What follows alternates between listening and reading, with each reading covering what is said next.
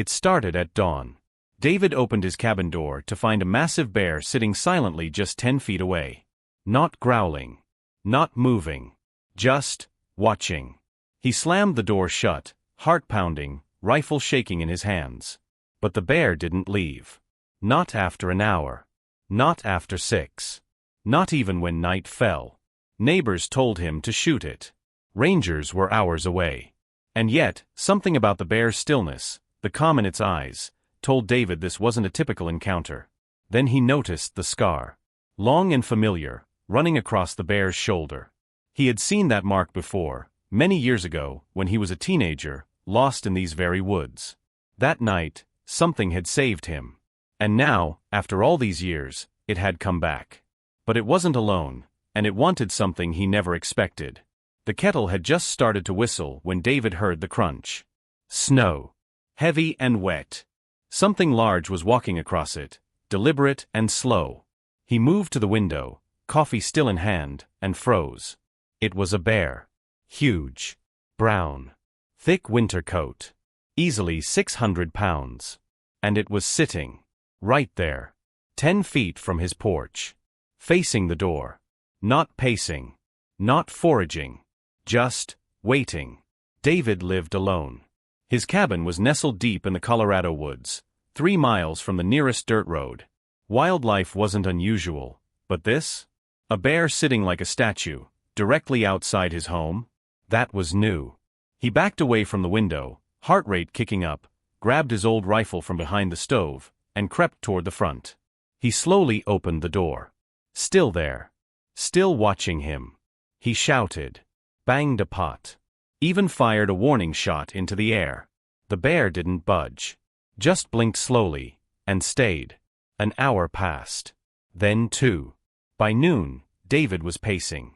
He tried calling local wildlife services, but the line was down. A storm had knocked out power the night before. By mid-afternoon, he was no longer scared. He was curious. And that's when he saw it, the long jagged scar across the bear's shoulder. Old. Healed. Familiar. Years ago, as a reckless 16-year-old, David had gotten lost in these woods during a winter hike. He wandered in circles for hours, frostbitten, disoriented, barely conscious, until he was found near a river bend, curled beside a rock outcropping. They said it was luck.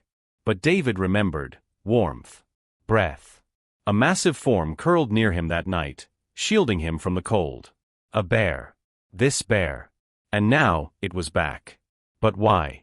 David stared through the frosted window, rifle forgotten by the door. It couldn't be the same bear. Could it? 16 years had passed. He barely remembered his own face at that age, but that scar. It was identical to the one he remembered seeing in a dreamlike haze of cold and pain. Back then, he'd assumed it was hallucination. A guardian in his final hours. But maybe it wasn't fantasy. Maybe it had been real. Outside, the bear shifted. Not closer. Not away. It simply repositioned itself, groaning low as it sat upright, large eyes locked on the door once more. David swallowed hard and cracked the door open a few inches. The wind rushed in, sharp and biting. "Hey," he said, voice shaky. "Why are you here?" The bear blinked slowly. Then, turned its head. Not away. Toward the trees. David followed its gaze.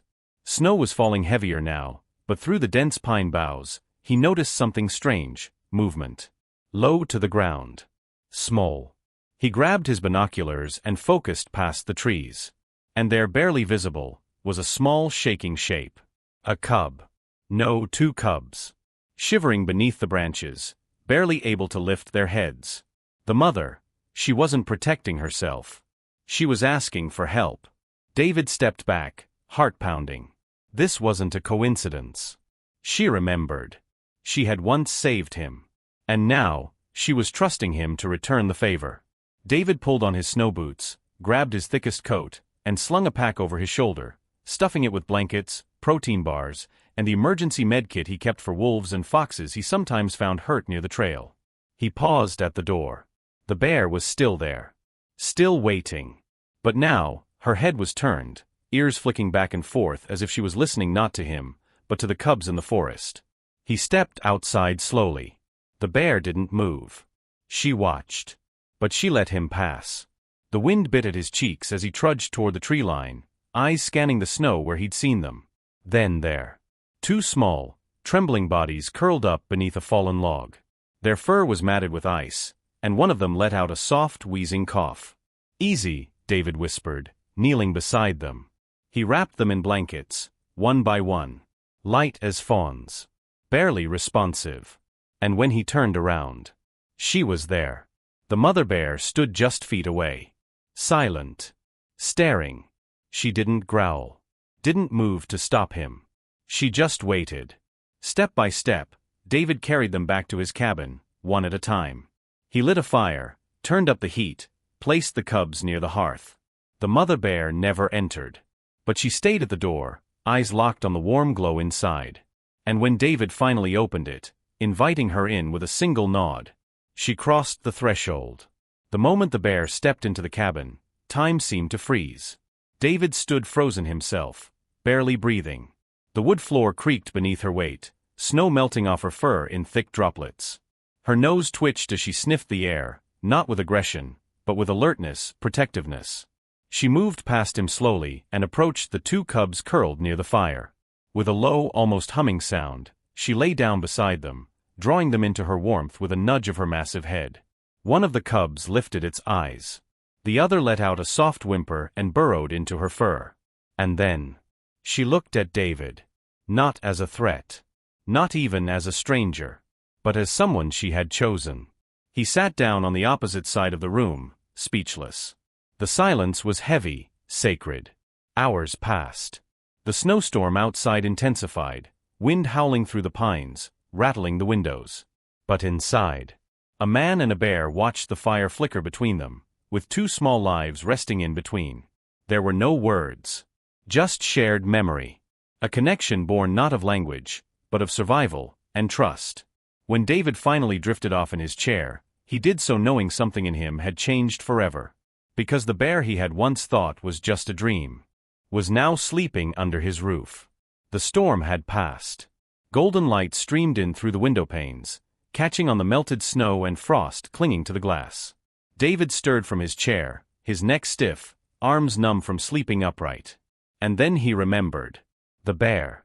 The cubs. The night. He stood slowly, turning toward the fireplace. The two cubs lay curled together on a folded wool blanket. Their tiny chests rose and fell in calm, steady breaths. But the mother? She was standing at the door. Waiting. David approached carefully. She didn't growl. Didn't shift. She simply glanced back once at the cubs, then up at him. It was clear. It was time. He opened the door. Morning mist clung to the trees. The forest was quiet, except for the sound of dripping snow and distant birdsong. The mother turned. With one soft grunt, she coaxed the cubs to their feet. They followed. At the edge of the porch she paused, just for a moment, and looked back. Their eyes met. In hers, David saw recognition. Gratitude. And then, the bear and her cubs vanished into the forest. Epilogue. Some debts are never forgotten. David still lives in that cabin. Still keeps a fire burning most nights, just in case. Sometimes, he finds prints outside the door. Sometimes a paw-shaped impression in the snow. Once, a freshly caught fish laid on his porch like a gift. The neighbors ask him about the rumors. Is it true a bear slept in your cabin? He always smiles, shrugs, and says, "You wouldn't believe me if I told you." But deep down, he knows what happened. Because once, when he was young and near death, a bear saved his life. And now, when she needed someone, she remembered.